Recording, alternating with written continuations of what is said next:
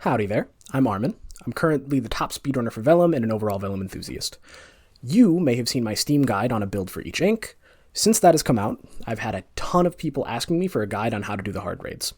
I have proper video guides in the works being developed, but in the meantime, to tide you over, I decided to do this basic red ink run to give you an idea of what my thought process is during a run, where I position, what I do.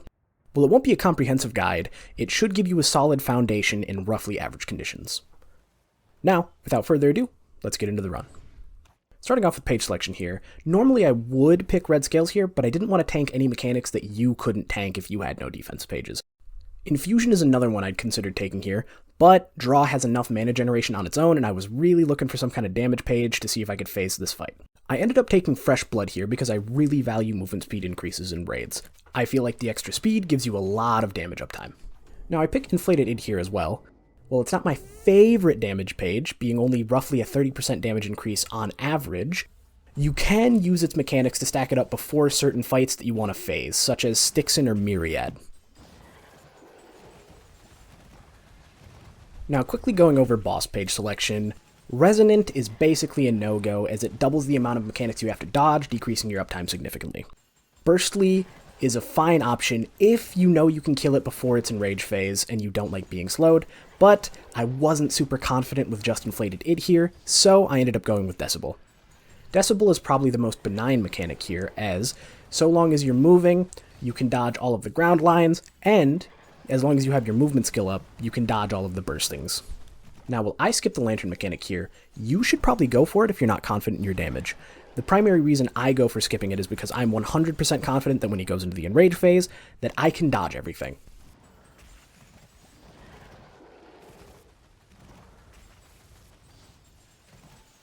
Now, after 4 cycles of the cry, Araxiom enrages, breaking out all eggs that you didn't break out with the lantern. Since I broke nothing out, absolutely everything spawned. Now, starting off with the burstlings, I missed my first dash through them, but I repositioned, got the second one in. The big thing is you want them to be exploding before you movement skill away. Particularly with Ghost Rite, it seems like your immunity can sometimes cause their damage to not burst until after you're damageable. One thing you might be noticing is the sheer quantity of stuff on the ground during this phase. That's actually pretty abnormal. You'll notice after I kill the spiders that are channeling Impervious on the boss, that this ground stuff will stick around, and that is because that is what happens when you don't burst the large white egg. You can avoid this by grabbing the lantern and bursting it out just before the enrage bursts it out, and then you'll avoid the ground effects. Minor note, you're going to see me jumping a lot through the first phase of this fight. It's mechanically insignificant. Do not do it. It's all fun and games until you jump, you have no movement skill, and you land directly in a boss mechanic that you could have avoided if you weren't too busy jumping for joy. Now the channeling minions are down, the boss is no longer immune. Even though that other one is up kicking out ground stuff, I decided to just kill the boss and get the fight over with. Despite being a little bit overconfident in my damage there, it still would have been possible to phase it if I was just a little bit more efficient. Now, after the fight, I didn't really get a page that I wanted, so I decided to use my last rewrite, and I rewrote directly into Father of Quill. Father of Quill is maybe the best weave spell because it makes weave a mana agnostic skill, meaning that if you use it with one signature mana, it applies the signature effect to every subsequent hit. Now going into this vignette, you get a choice between an ink-related page and a spender or generator page. The purple is the ink-related, the orange is the spender or generator related. I usually pick the ink-related, but it depends on which build I'm going for. Here, I pick the ink-related and get Bloodlance. Very solid page. Coming into the Metaphorest, the Torn page I usually pick is Lights Out.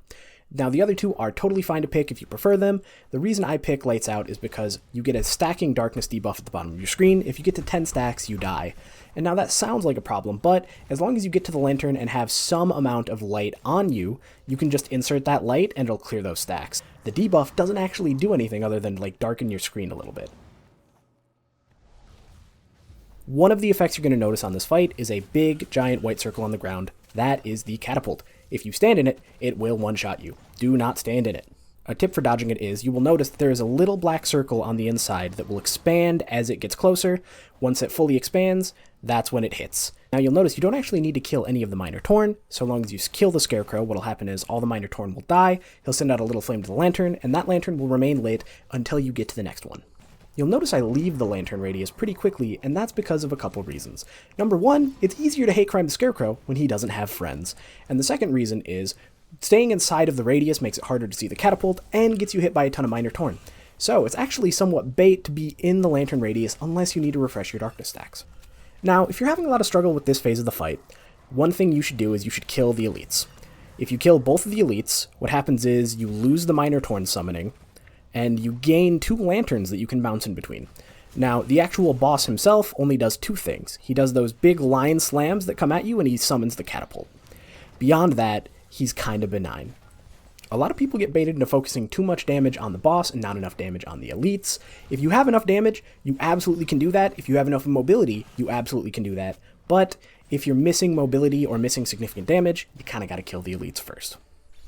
Now, for page selection here, Textual Might is the obvious choice. Red already has the highest base HP in the game, its damage scales off HP, and this gives it a percentage damage scaling option off its HP. Very strong page.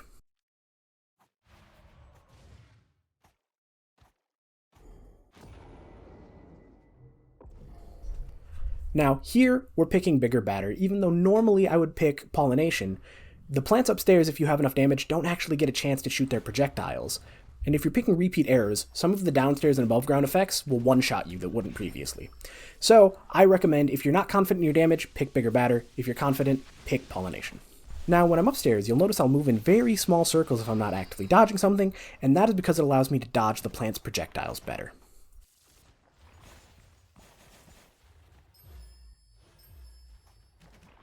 Just making sure I have enough mana before I go upstairs, because if you don't have enough mana, it can be a little bit hard to generate with the plant's hitbox.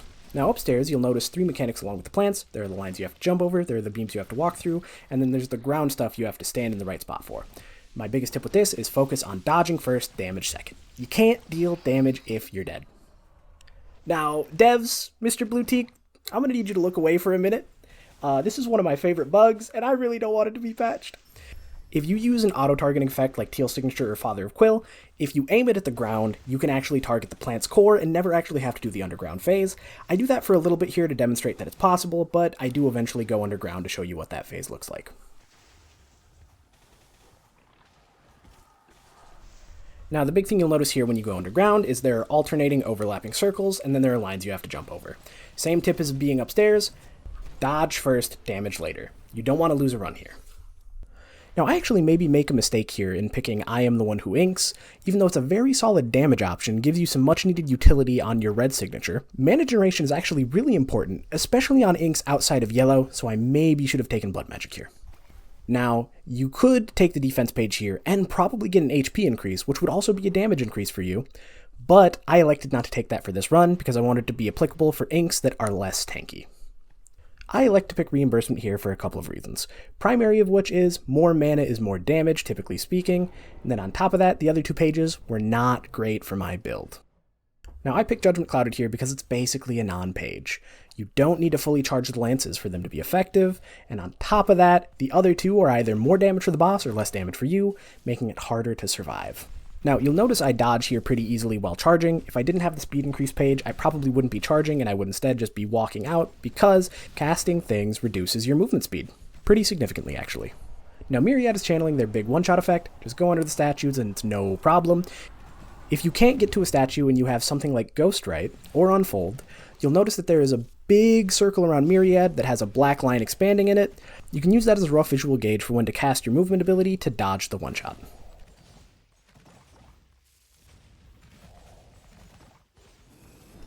Dragonface here is pretty simple. When Myriad does their wind-up breath attack, simply movement skill out of the way.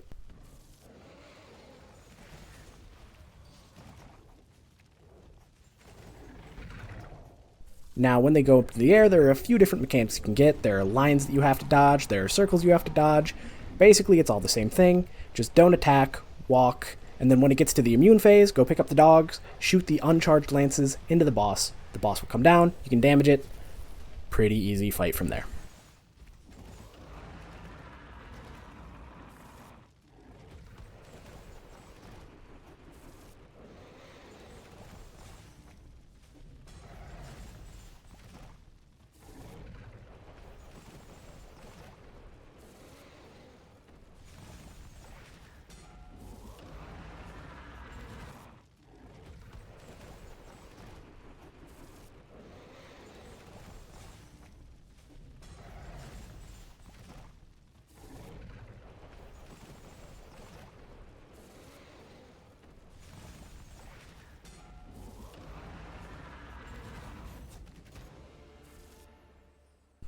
Finally, you'll notice I elect to hit the gritty on the dead dragon.